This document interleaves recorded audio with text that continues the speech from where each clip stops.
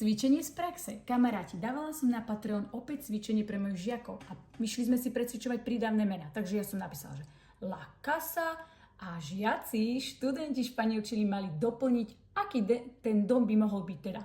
Niektorí napísali La Casa Grande, La Casa Pequeña, La Casa Blanca, La Casa Vieja. Vieš ešte nejaké? Kľudne mi napíš. Ale Ingridka napísala toto, počúvaj. La Casa con una gran ventana. Ventana je okno. Dobre? Ventana, la ventana. No ale my môžeme povedať aj La Casa con una ventana grande.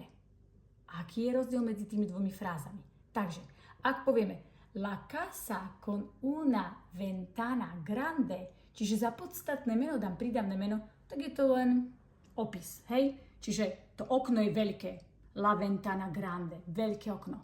Ale keď to prídavné meno dám pred podstatné meno, tak to podstatné meno chcem zveličiť. To znamená, že veľkolepé, velikánske, obrovitánske okno.